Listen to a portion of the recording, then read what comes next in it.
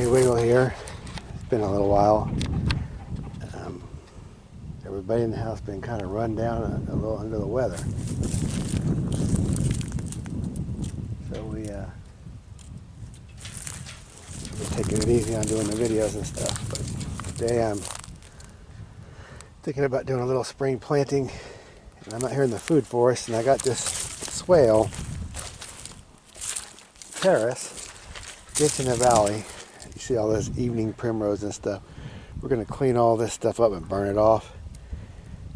And this traditionally has been a very wet part, especially in the spring. It's soaked down through here. So I'm going to get my rototill. I'm going to rototill these beds, and I'm going to make little keyholes facing up here. That way when this part floods, it'll flood down in between all of the rows, but then I'll have high spots that don't get flooded. So, and I'm going to put some spring crops in there. So we're going to just clean all this overgrowth out and burn it, and then I'm going to get these Egyptian walking onions out from wherever they're at so we can replant them. I don't want them to dictate what I would do, so we're just going to get it out of the way. So most of this is, all of this can come out, doesn't hurt anything, and then I can put greens in. I do have that black locust there that is very persistent, so we're going to have to try to mine that dude out of there.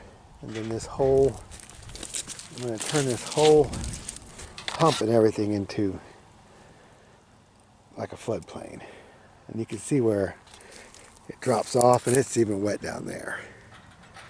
So I'm just going to make this whole thing like a floodplain, basically, and then plant in it. You can see that off to the left we have bare soil. It's not great to the left, but to the right it's nice and fertile. And the row is very fertile. There's a lot of fertility in this row. It's going to have a ton of weeds in it. So I'm going to use, we have all these feed sacks.